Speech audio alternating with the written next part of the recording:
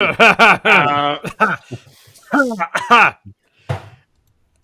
we're live. Welcome, everybody, to the latest episode of the Crafty Boys, where we sit around, drink beer, fart, and probably talk about stuff that you don't give a rip about. But that's okay, because we don't care. Hello, boys. Welcome to Beer Town, and we're going to be drinking beers. So, Locke, are you Beer excited Town. about this plan? Am I sorry? Which Are you excited by this plan of drinking beer? Yes, yeah, that works for me. I only ask because like every time we start the show, there's always at some point, like before we start streaming, where I hear a can on your end open up, and I know it's not the first one. It's Wednesday night. This is how it works. So first of all, let us. Why are you walking around with ice cream in your hand? Julian. Oh, right. Is Julian going to be watching the show, or is he going to come join? He's going to be... All right, fine. So anyway, hi boys. Dave, what are you drinking? I found me this bit of weirdness this time. Ooh, Brio. Interesting. Yeah, What is that? I've never ever seen this stuff before. It's supposedly Italian. So it's a soda of some sort. Yes, red, a blood orange. Sorry, I think that's what it's supposed to be. Oh, Yeah. Brio is a Canadian variation of a Chinato soft drink. What the hell is that? Chinata. Well, I mean, it's Carbonated got soft drink produced a little by Italian the- flaggy on there. This is kind of their style. Okay, so basically it is a myrtle-leaved orange tree of some sort that apparently is very very tart, sour apparently. So there you go. This is not sour. And also, oh, what's this say here? In April 2019, the Brio soft drink company put out a hit on. Wow, Dave, jeez, they're coming for you, man. They just haven't found you yet. Popular beverage in Ontario, particularly among Italian immigrants, serving as a marker of identity for the Italian immigrant population in Canada. That's kind of cool. but So, is it a craft? Is it a craft product, or is this owned by InBev or something? Well, it has been going since 1930s, the 1930s, and it was brought to Canada in 1959 from So, Corleone, Dave, Sicily. Dave, So there you that go. bottle that you're drinking is really old, like 1930s. That's I mean, right. we're talking Yeah, like it's it's- almost like it's- a bajillion years old. Yeah, it's Bajillion pretty and a good, man. half. So give it a swig. Tell us the Yeah. flavor notes. I want to hear about the sugar content. I want to know if you're going to die in the next 5 minutes because they put a hit on you. So there you go. Well, the death part I can't tell you about because, hey, if they find me, they find me, right? Strychnine. They planted this in the store. I can't even remember where I found this thing, to be honest. See, it goes to start on the work on the brain first. Your short-term That's right. memory starts to degrade. It starts to go, and then suddenly just Oh, bam, like a truck from get out of your affairs nowhere. in order, Dave. Dave, I'd like you to sign this, please. All right, email it over. I actually really like this. I'm glad I found it. It's good stuff. It's What does it taste like? yeah. It does. I mean, it's got orange. It's got orange. There is no question about orangeness. But it does have some other stuff going on. Like Shane was mentioning, there's supposed to be some kind of bitterness on this one. And you can kind of, there's a little bit of that on the back end, but it's not disgusting. There's just this nice little hint of it that you get, and then that's it. That sounds like a rave review. It's not disgusting. No, the bitterness, the bitterness. It's not terrible. No, I really like this. I'm what I mean to say is that bitterness isn't disgusting and it doesn't ruin the damn drink. So is it sort of like a kind of a? Is it sort of like the rind you get on like a citrus fruit? Is that- Yeah. There's a bit of that. Okay. Yeah, some Yeah, zest. yeah. Some All right. zest. Yep. Like I say, it's just that hint that gives it that nice little edge without being disgusting. Because I'm not a fan of bitter. I know some people are all like, I don't know if any of you guys are all about the what the hell's that stuff? Bitter? Marmalade. Oh, marmalade. Yes. Yeah. I do like me some marmalade, and Okay, there you go. I like bitters in a gin and tonic. Right. I do like. I mean, those are flavors that I dig on. I drink my coffee black. Bitter is something that I do. Oh, yeah. See, not me. Coffee, if and when I drink it, is More sugar than how coffee. how much coffee do you want with your sugar? It's like a double. A triple. That's probably double at least. I think is a good description. Yeah. Okay. Double plus. Okay. Yeah. So me and the bitter, no, thank you. So I am pleased with this. I kind of, you guys have probably had that. What's that other brand? It's really, really common now. Comes in cans. Yes, San Pellegrinos. Thank you. Yeah. They've got the Right, same right. thing, like Rancida Rosa is what this Yes, is called. Yeah. They've got the same flavor. I kind of prefer this one actually to the San Pellegrino, even though weirdly enough, the San Pellegrino has just exploded, right? You find it all over the place now. Yeah. And I don't remember seeing it too much. I don't know what, a few years ago. It's more recent that you could find it just about everywhere. It certainly has raised its profile. I used to frequent Italian groceries and would find it there.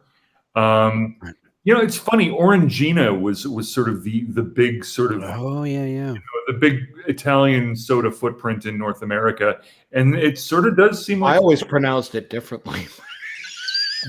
Of course you did. What else? What other things could you pronounce it like? Has anybody here ever been to Regina? Just to confirm. No. Da da da da da da. I have many times. Yes. What's Locke drinking? Locke, what are you drinking this evening? Well, what I was drinking actually is because it is much later here, and so obviously if I'm going to get to bed at a reasonable hour, and I had been drinking coffee all day. 3 a.m. or something.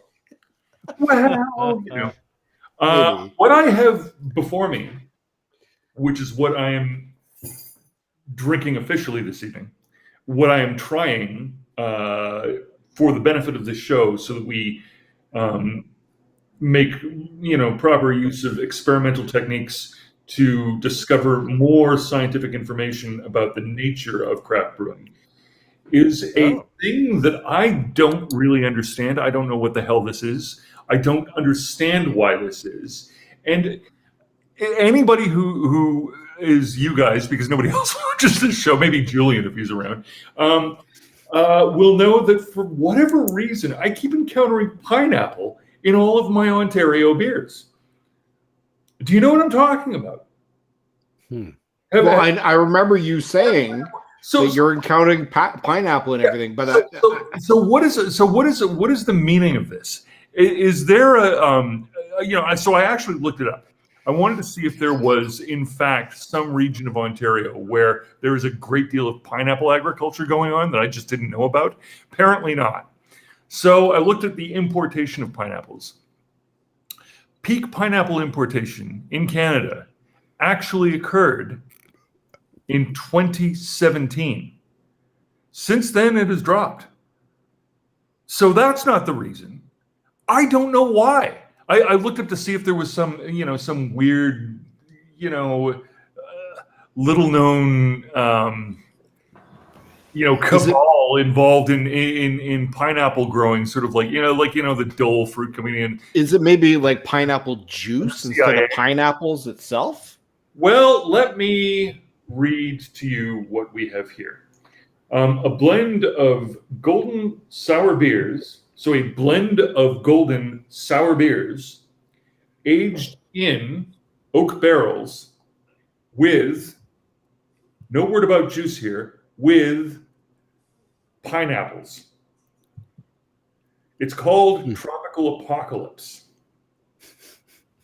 One might suggest that perhaps it's a tropicopolis. A tropicopolis? It's a tropicopolis. That's what it is. Small Pony Barrel Works are the brewers of this fine beverage. Clocks in at 6.5% alcohol per volume. Ages gracefully. It is bottle conditioned.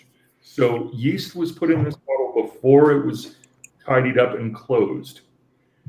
The final day begins as most days do. The sky brightened, birds awoke, sun rose, and then he appeared. And the sun fell, and the birds wept, and the sky vanished. Birds wept, the skies vanished, and the earth was swallowed up into an awesome bottle. The By content pineapple. describes as being barley, wheat, and oats. I have to presume that they meant to add yeast and pineapples to that list. But anyway, we're going to find out what this sucker's all about. So here we go. You know what I would love to see sometime while Locke is like opening this up. He did mention that it says on the label that it ages gracefully. I want to see somebody make a label that says something ages like awkwardly or something. Like, don't let this thing age. It's a disaster. Something like that.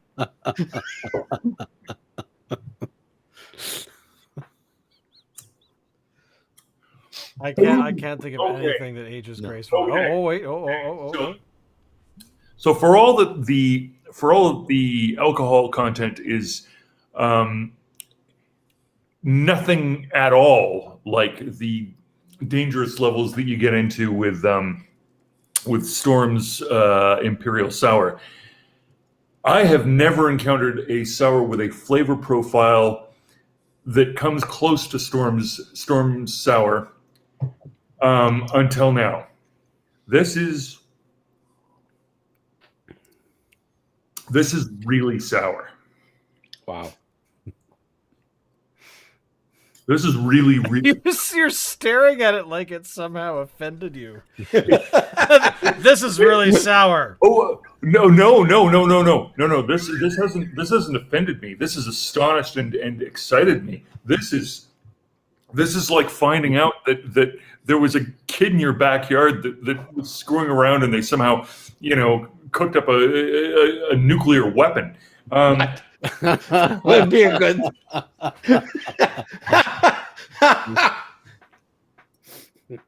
Wow, that's bracing. That is very, very sour, and yet still, for people who like extreme tastes. We were talking about bitterness earlier. Yeah, extremely sour is something that I will do. That is. This is a sipping drink. I bought 2 of them. I probably only needed the one. Right. If you could compare it to something. Which say that the other one I intended now to age because I did get to. So there you go. We'll try this again in some time. Does it compare to anything you've had on the West Coast? Well, exactly why I brought up Storm's Imperial Sour. Okay. The Storm Imperial Sour is the only drink this sour that I have found on the regular commercial market. If you can call showing up at the Alibi Room and briefly inhabiting a guest tap at the Red Racer tap room commercial availability. I don't think I've ever seen the Storm Imperial Sour in bottles, and I don't think anybody's ever bothered to clock exactly where the alcohol shows up because, it sort of seems like it's somewhere between 10 and 14, and nobody's really sure. Right. All right. So, I mean, your beer's a winner then, obviously. It is a winner. Yeah, this is sufficiently interesting and different that this ticks all the boxes. When you want to do a craft brewing show and you want something that's going to stand out, yeah, that stands out. All right, perfect. Shane, what are we drinking, man? I have no idea. It's a beer, and it's kind of cool looking. So this beer here is called Headbanger. And From Strathcona Alan, Brewing. exactly. So I can't read the damn label. It's so dark in here. I know, I got to do this. Hang on. Let me get out the glasses here. So according to this can, it is a triple India Pale Ale, rocking at 9.5%. So this beer is going to kill us. Oh my God, what does it actually say? Look at that. I love that artwork. Dry hopped with a very secret thing. Only Dave knows what the secret is. Have him hunted down and tickled until he tells you. So there you go. So apparently this is a secret beer that will now be drunk, and I am not going to give any to the peanut gallery because they took my ice cream away. So this is going to be only my beer. No peanut gallery. Doesn't he sound like a petulant child? Yeah. So this is it. This is the Headbanger Oh my God. in the glass. Yeah. Oh wow. I actually don't really smell all that much. Mine's beaming out. Oh my God. I can't tell. Look, it looks great. Take my word for it. It It looks does look amazing. really great. Is that a hazy beverage, or is that just the? It is a hazy beverage. Hazy, You can't really hazy. tell. Okay. So, smells amazing. There we go. I want to see Yeah. Shane's reaction. Oh, wait, Shane. pardon me. I have to be alone. I'll just. Oh God. It's really good. It is. It's fantastic. Oh my the God. head. Ah! The head's really awesome. Nice and thick. Woo! It's obviously unfiltered. The mouthfeel is really good. The amount of flavor, it's complex.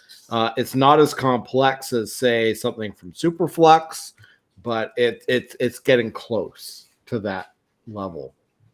Oh my God, that's good. It is. Wow. It's really That's good. different. That's different. Yeah. I don't know if this is part of their regular run or if this is a limited edition. But if you can find Strathcona Brewing Products, they're located in Vancouver. And you can pick up their Headbanger triple IPA. I highly recommend it. 9.5%. So Shane, you were saying different. Tell us how it's different. This is different because I'm just wanting to look it up to see if they list what hops they've used. in Well, this it's on the particular can. brew. Oh, is it on the can? Well, Yeah. The can I can barely read. Double dry Because it's hop red with text Vic, and black. with Vic Secret, Laurel, With Dix, Mosaic, wow. Mosaic T45s, and Mosaic Cryo with a base of Pilsner malt and flaked oats. So a lot of Mosaic. Then I thought you said it was brewed with Dix or With what? with. I thought you said it was hopped up with Dix. Die insect. By the way, I also want to point out that there is a beer here in this particular from Strathcona that I know that Dave would like. It is called Beach. It is a lemon Mandarin Rattler, and it's really good. So, Dave, I would just I know that you're not having much, but I would definitely go and buy some, stick it in the fridge until you can have it. Okay. It's that good. They also have something called pink lemonade, which I haven't tried yet, but I'm interested in giving a whirl. But this particular beer, I think this is a beer that is just a limited run. So if you don't go out and get this, you're weird. Is Strathcona one of those breweries that's kind of like in your neck of the woods there, Shaner? Yes, it's not far from here. Their location is, according to their website, is right down over there. It's where the hell? What I don't know. It's East Hastings and Campbell Street, so it's just over there, that direction. Okay. So not too far away. But I've not been to their place because COVID has been a thing. And but yeah, what can you do? By the way, shout out to Harry Potter Jr. who came in and left right away because he has to go to bed. So see you next week, sir. But the thing that we really need to talk about, I think today, is fascinating to me. It's jurisdictions in our country have decided they're stupid. And so now there's a state of emergency having been declared in Alberta because Alberta is basically on fire and their hospitals are past the breaking point. So because they've admitted this, they've said things like, we're sorry, we screwed this up, and we regret our decisions, and they are now basically they've gone into a pretty serious lockdown. So this is basically like, okay, so we watched in slow motion while Sweden screwed up, and then we watched they screw up. And then we saw how things were screwed up in Spain, and it was screwed up in the U.S. I know we don't need masks or any social distancing. No. We'll just like herd immunity will happen magically somehow without us doing anything, right? Yeah, of course. Happen, right? Because we just saw. I mean, the big part. I mean, to me, that this is the greatest illustration of how people are just ignorant morons. Because because getting vaccinated is, yes, a good idea, but it's not about getting vaccinated. It's that we need a lot of people to not be ill. And because the people that are going to get ill are going to be in the hospitals, and the hospitals only can take a certain percentage of the population before they, I don't know, look at New York back when COVID first started. They had freezer trucks, they had mass burials. Like, this is the thing, that the medical system can't handle everyone not being vaccinated because it would just be, And let me tell you apocalypse. something else that's happening right now, and this may not be hugely public knowledge, but there is a huge amount of burnout right now in huge. in the medical profession. Nurses are quitting. Unit clerks quitting. They're going into other things. Doctors are refusing to see patients. They want to limit it. They're like, no, you're asking me to do too much. This is unsafe. I'm going to put my foot down. I'll see how many ever patients this week, and then that's it.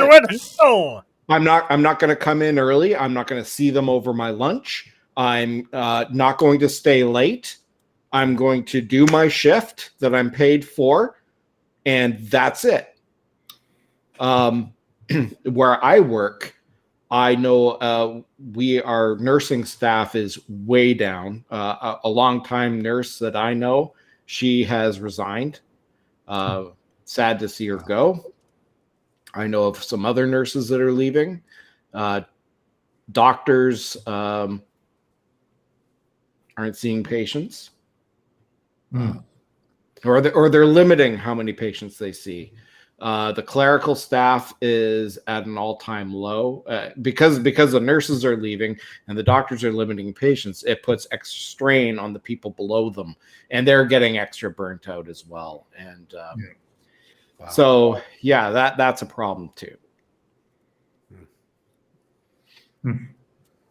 So now that they've announced of course, a vaccine, proof of vaccine program. I think Nova Scotia has just announced it today. PI, I think, is also doing the same thing.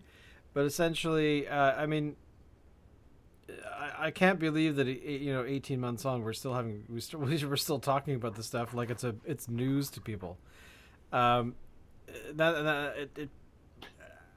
don't even know really how to irks me- respond anymore. Can you get What angry really about this irks me- anymore, or just roll your eyes? I roll my eyes, and what really irks me is people who protest at hospitals. You know what? That- It's the Boxer Rebellion.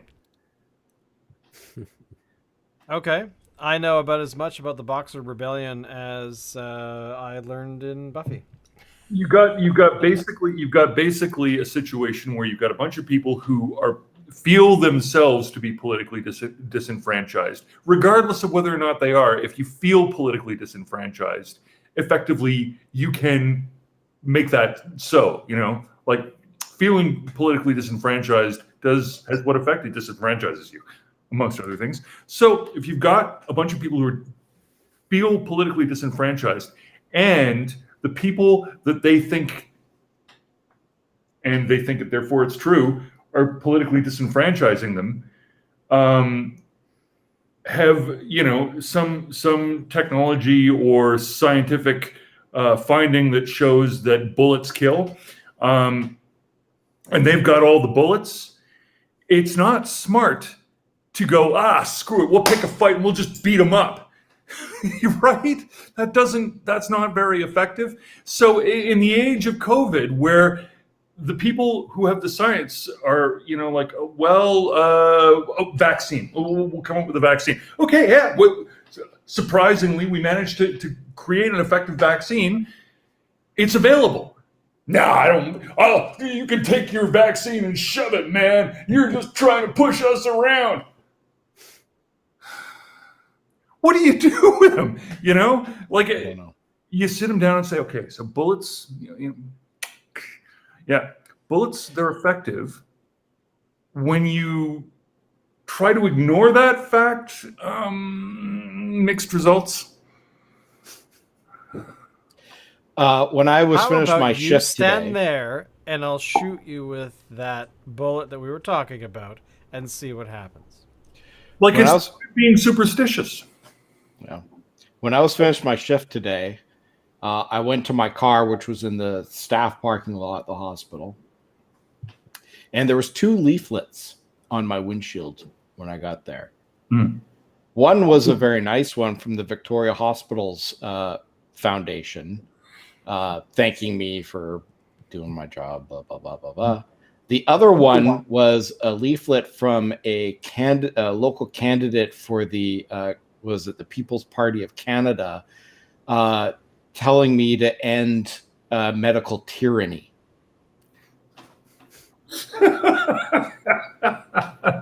Like, are we serious?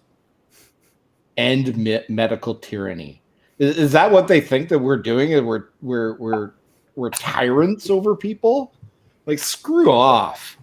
Seriously. I gotta say that it did tickle me watching, I think it was yesterday or maybe the day before, of video footage of somebody, screaming about medical tyranny.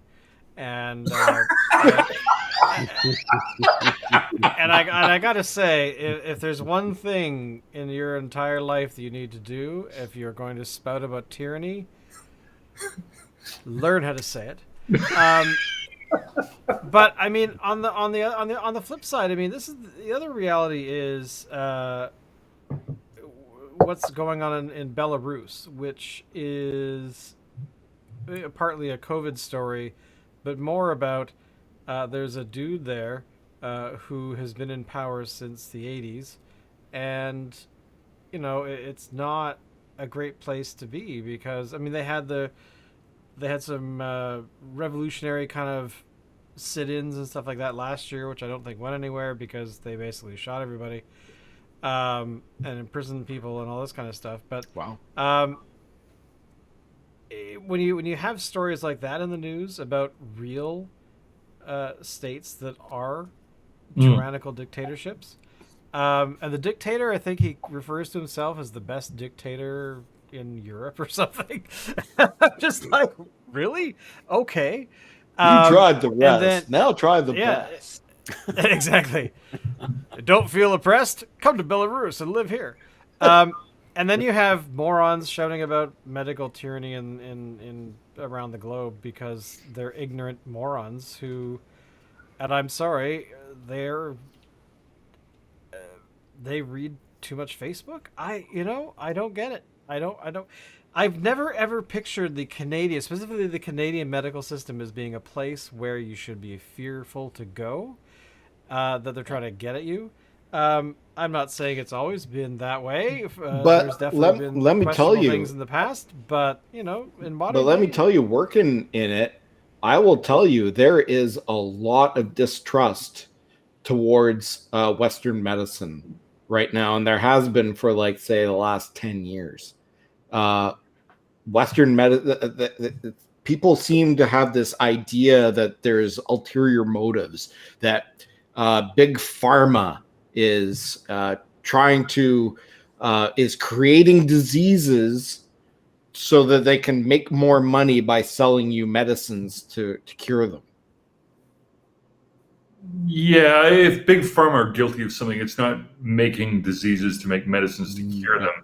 It's making management drugs that when Cost too much. that cost too much. Yeah.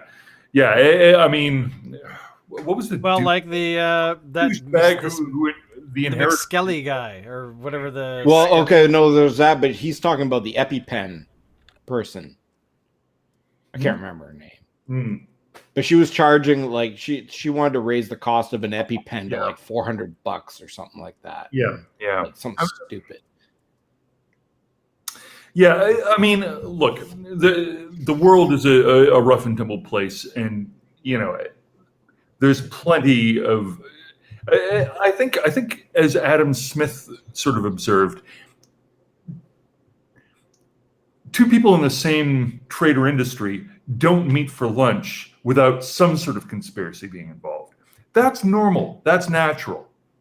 When you start believing that it's all run from a central mastermind who The Illuminati. suppose for a moment that you were that central mastermind, how would you know?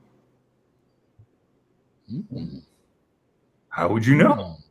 What if people are just telling you that you're running things and they're keeping you in the dark? But I think the internet is part of the problem. Yeah, Anybody can post anything that they want, and people will read it and believe it. Like how many times? How many it's times like- have I talked to somebody who has been diagnosed with cancer, and I talk to them on the phone? They're like, "No, that diagnosis is incorrect. I'm a vegan. Vegans can't get cancer. Didn't you know that? Vegans can't get cancer. Apparently, I mean, there's that. Good to know. I'm on those it. 4 yahoos that I'm going to become. Well, there's that show, the 4 yahoos that drink beer on Wednesday night. I mean, they just say the most outrageous shit, and people believe them every kidding, week. right? I mean, they're a danger to society. I'm sorry. People actually tell you that vegans can't get cancer. Oh, yeah. That, to me, yeah, is people astounding. who are vegans. I mean, not a lot of them. There's been a few. People, I call them up, and it's like they're like, yeah, I don't believe that diagnosis. I'm like, well, why? Because I'm a vegan.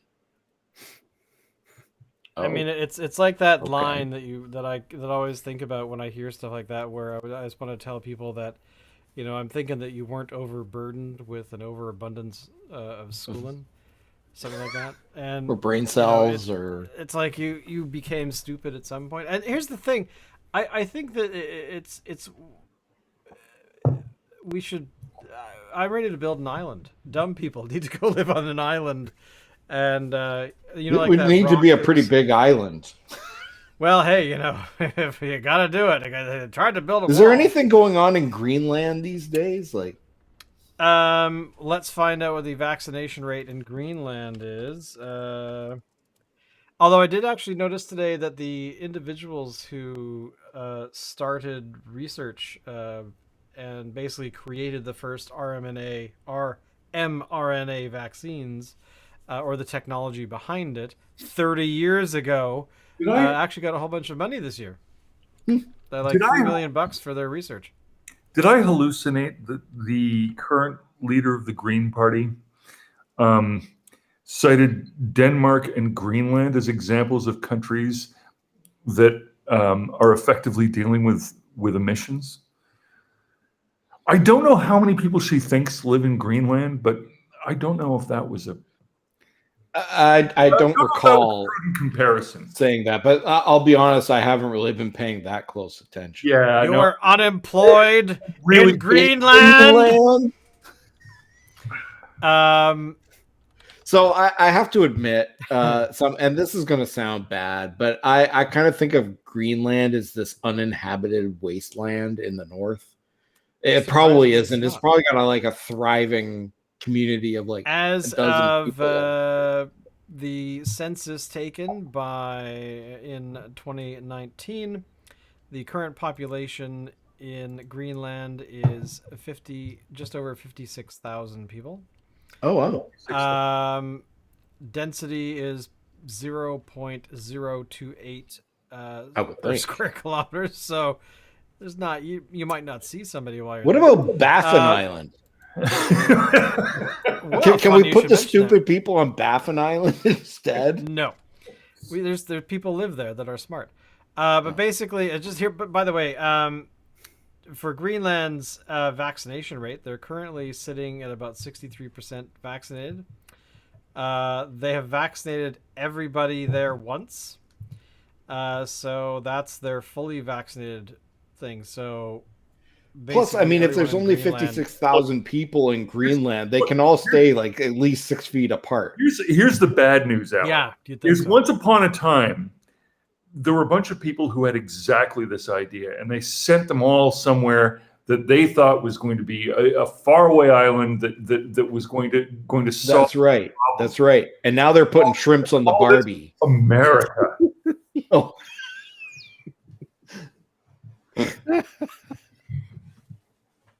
You know, Locke, I think you need to start teaching history classes because that's definitely what people need. But I mean, I have to admit that in the last few weeks, I've really started to lose hope that there are any intelligent sort of people around this whole situation. Like, I stare at the news coverage of people who are screaming at hospitals. Wasn't it recently there were several people that were documenting their process of trying to get their brain tumors treated, and they couldn't get into the hospital because there were idiots screaming about whatnot and Yes. assaulting medical people. Like, I don't get it. And I have to say, in the last few weeks, I'm really losing hope that our species is going to survive, past 2100. I'm not going to care because I'll be long dead. But my point is that I need advice from you boys. So to somebody- give me some sort of hope to keep. somebody going. posted sorry, I'm not going to give you any kind of hope here. Somebody posted. Shit, that's it. I'm out of Somebody here. posted a picture on Facebook, I think it was, of a pizza box, and it said on it in fine print, "Open box before eating pizza," and then it had the caption goes, "We're not going to make it, are I mean, that is true. I mean, there are so many situations where manufacturers, where food makers, they have to put on these ridiculous things because you read them going, it's like opening a can of beer and looking at it going, please drink out of top of can, like, duh." which has happened because people getting injured when they try to, they puncture a hole in it, they try and drink it all in one go. Cellophane been like, packages of smoked salmon with the warning may contain fish. yeah, exactly. But I don't know. I have to admit I'm losing a bit of hope, and it's becoming a problem. The human. So I drink beer on Wednesday nights now instead of the weekends. here's an I mean, issue. What the hell? I think social media is to blame. It lowers the bar.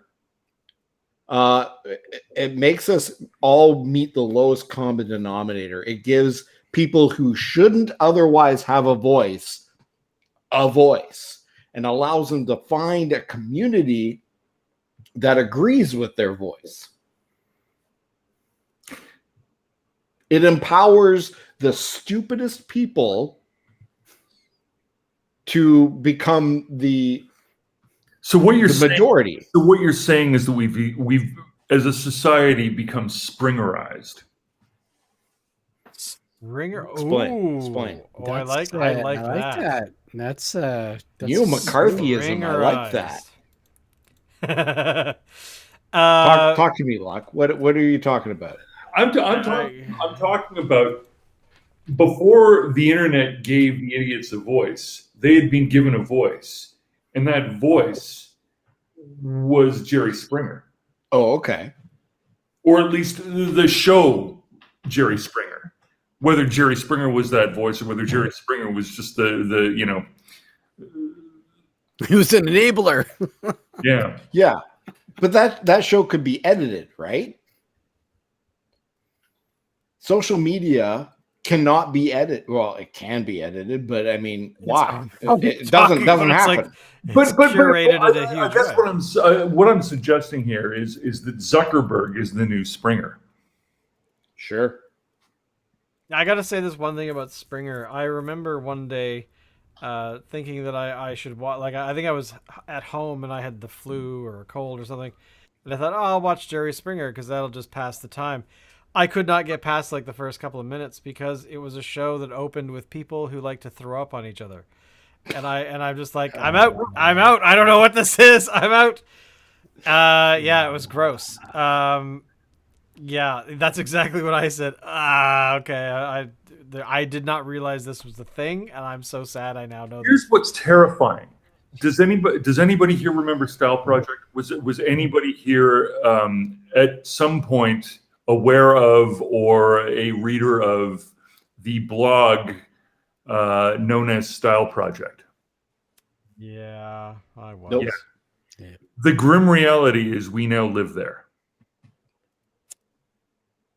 You couldn't do the same thing today. Nobody would notice it. Oh, There's. Right. I mean, I when I've run teaching people about blogging and whatnot, and being in the blogosphere for a very long time, there are so many times where I've seen people who realize they can publish their own thoughts and whatnot, and there's the 90% of people who are like, oh, well, what am I going to, oh God, well, how do I make this really interesting? And then there's that 10% who are just like, oh my God, I can do this. I can feel the rush and blah, blah. And then they spew. And the difference between the 10% and that 90%, the 90%, they generally would either post for a little while, do a few things. They might drift away from it because like, well, that's cool, but I got better things to do. Then you have the ones who are like really earnest about it and they start creating some really decent work. And then you have that 10% who are the ones that just, it's like they fart it out every 20 seconds. They have these thoughts that they post online. Right. And then that evolved into social media. And so let me tell you, those are the ones that are the most productive, I have post-secondary education in media. And one big component when you study journalism and media and all that is ethics, using that power for good and not evil, and really thinking about what you're saying. But oh God, but but these people on social media, they don't have any of that training. They don't know about ethics. They don't know how it works. There's no checks and balances. Is it they don't know, or is it they don't care? Oh, I think they don't know, but even if they did know, they wouldn't care. Yeah. Yeah, I mean, and that's kind of what I'm talking about. The apathy that I'm really sort of surprised that I've been feeling just that kind of, because when I think about it, it's really highly distracting and you can't quite focus on a lot of stuff, and it's really this just general malaise that's sort of come over the world, and yeah, okay, yeah, I could tell. But you see, the peanut gallery is a couple suites over, eating my ice cream and drinking What beer. kind of ice Which, by cream? the way, it was a vanilla caramel fudge thing. It was really nice. You know what? You're better off without it. That's true. Yeah, in your face, Julian. Yeah. But yeah, I guess. But Shane, didn't you tell me that Yeah. you spat in it and sneezed in it and then put your dick in it as well?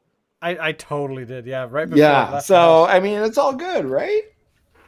Thanks, Peanut Gallery, for letting me pause at the door to dip my nuts in there. Welcome to the show, everybody. But yeah, so anyway, yeah, I mean, I don't know how to quite recover from dipping my nuts into ice cream. I was trying to have a real moment there, but forget it. That's it. It's over. Nuts? Ice cream? Really? But anyway, sauce and nuts? Dave, pick another topic, please. Save us from ourselves.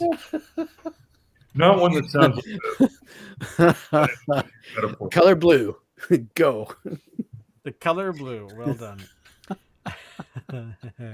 I once got asked, why is the sky blue?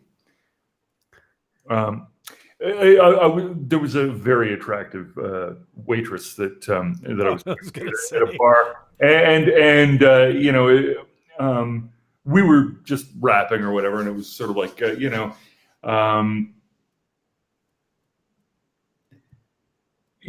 said, I think at some point I said 20 questions, and she said, "Why is the sky blue?"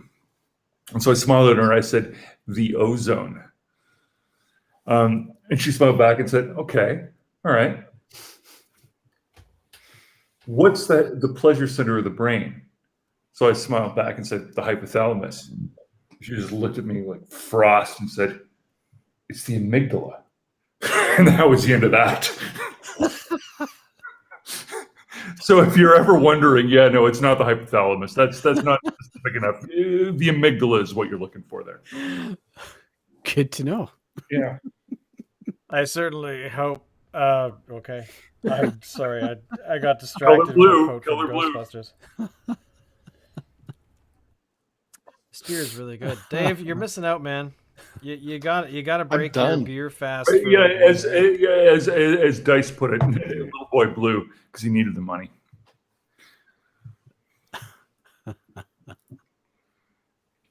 Yeah. Oh, I just sucked beer up into my nostrils. Ah! It doesn't work that way, Shane. I take it headbanger effect. Blah blah.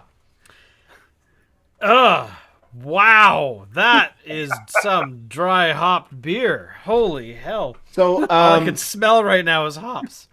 do any of you guys want to buy a pinball machine? Even if I did, I have nowhere to put it. I literally have nowhere to put What? it. So there is a pinball museum in California. And they have something like 1,400 machines. They shut down. Their last day was, I believe, yesterday. Oh, geez. And they're auctioning off every single one of their machines. And I think they have some arcade machines as well. They have, yeah. AC/DC pinball machines. Iron Maiden pinball machines. Wow. The one that I would buy if I were buying a pinball machine would be Medieval Madness. Yes. Oh. Medieval Medieval Madness is Madness. awesome. It is pretty rad, isn't it? It's not my favorite, but it is. But I it's believe classic and it's rad. it is. It's actually number 2 on the all-time best pinball list. Okay, interesting. What's Yeah. number I one? didn't know that when I barfed that out, but yeah. I don't remember what number 1 is, but Medieval Madness I know is number 2. Attack from Mars is number 4. Huh. I think they have Medieval mean, Madness done at Quasars, don't they? I believe they do. Yes. Yeah. There must be a humongous, like a large Smithsonian game section, maybe. No, I Do don't they- think do they so. know? There is in Vegas. There's a pinball place there. I think it's like a museum, but it's not the same size as the one in California that just shut down. But if you guys like, pinball machines can 1,700 get really expensive. Mm. Like if you were to get, like, say, a Medieval Madness that's in good shape, you could expect to pay in US dollars probably about $15,000. So this auction may be a good way to get something that's I reasonably wonder priced. how many of those pinball machines have a solid sound component. I raised the point because one of the cool places that I have visited, and the technology here is different, and I don't know that it's not a direct through line, so I don't know if it's as good a fit as all that. But one place that has an absolutely phenomenal collection of mechanical devices that make automated music. There is a museum, specifically the Museum of Mechanical Music, in Revelstoke, Interesting. British Columbia. Hmm. Why Revelstoke? Why let, not? Let me clue you in. It is because it is a related technology to the railroad. Hmm. In the 19th century, one of the engineering paradigm shifts was when they started running stuff along tracks. So if you've ever seen a player piano, you know how it runs a scroll of Yeah. yeah. That is a related technology to running something along a track, right? See how that is? So from an engineering perspective, it actually makes a world of sense. Could you apply pinball to that? Probably not, because that, I don't think that's not a directly related technology, but they do have a cool collection, and I guess mostly this just made me think of that. Yeah. What made Medieval Madness so great is the fact that it had like this plastic castle right in the middle of the play field, and when you destroyed the castle, it had like all the little towers on it were on hinges. Yeah. And when you destroyed the castle, they would go like they were like the castle was collapsing. And that was really cool. But that speaks to something else in pinball machines, especially ones that have a lot of mechanics like that, is that they have a tendency to break down. Yeah. Good I one. would imagine that they're fairly complex. They're very complex. They can't do imagine- require like, I wouldn't even not a even know where to lot of start. maintenance. I mean, If the you were to buttons own one. themselves are fairly resilient, but they do require replacing every once in a while. But The buttons are the least actual of your mechanics. Well, that's what I mean. Like, that's the only sort of part that I can't think would really take a whole lot of abuse. I mean, yes, you're hitting the things all the time, but they're designed for that. Where the rest of it is designed to do stuff, but it's a metal ball ball that's smashing inside- into stuff. The ball that's inside is pretty heavy. And that thing Yeah. is like rolling around, smashing around into things.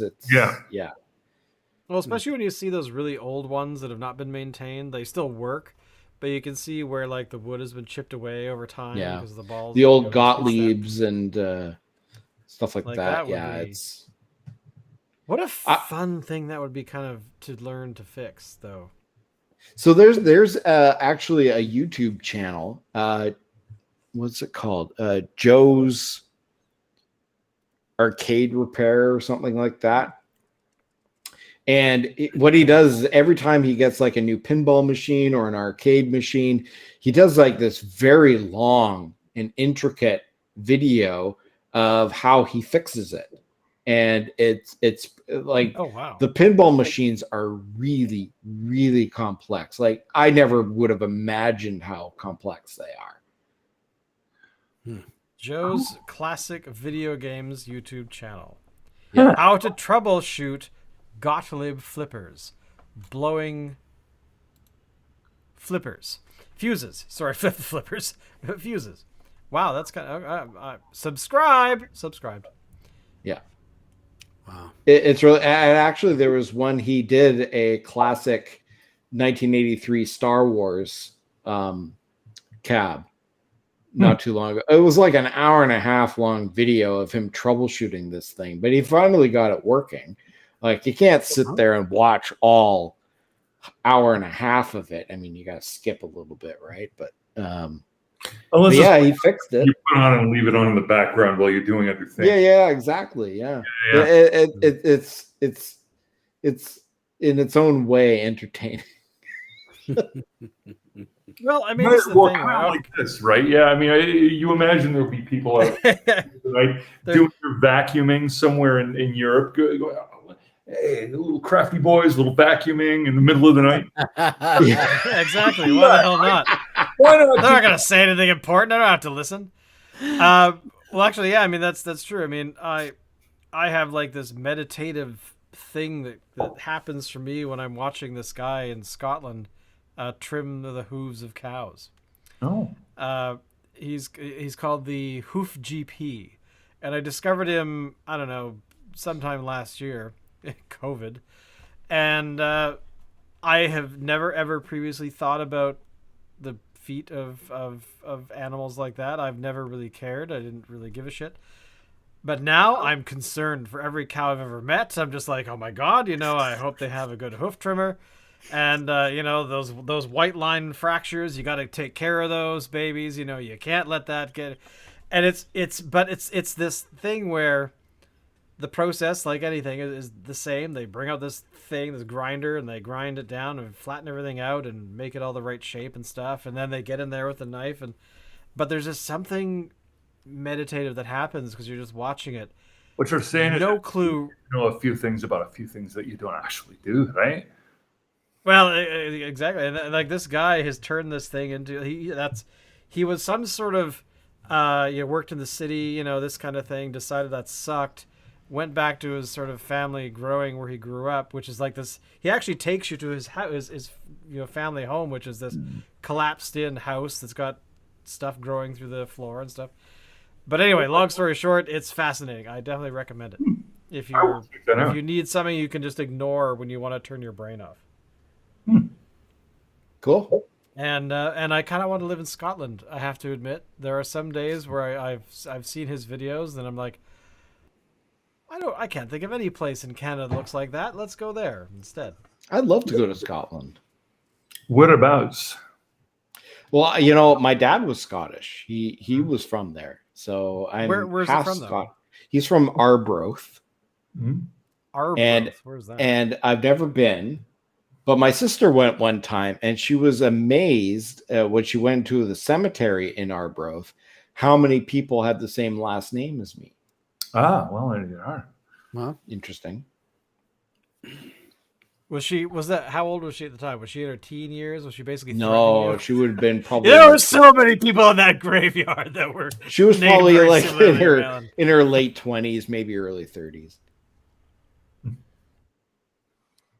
But I actually, I've flown over England many times. I've never stopped. I should probably do that one time. I've never even flown over it. Then go. I've been to Vegas. I'd like to go to Dublin though. That would be kind of fun. Yeah. wonder if Although I there's a kind of trip want to go down. to the Isle of Man because that's where what's his name, Sala from the Indiana Jones movies lives. Yeah. Last time I was Although I kind of sorry. last time I was in Dublin, I was mistaken for the bass player for Nirvana. Actually, Nice. not far off, Ben. Not far off. Oh my lord. Well, that beer is gone, Peanut Gallery. Yeah, my beer's gone. So we've been on for an hour, boys. It's time for Locke to go to bed. He has a long day filled with law stuff tomorrow. Yeah. Dave's just a wuss. He needs to go to bed anyway. But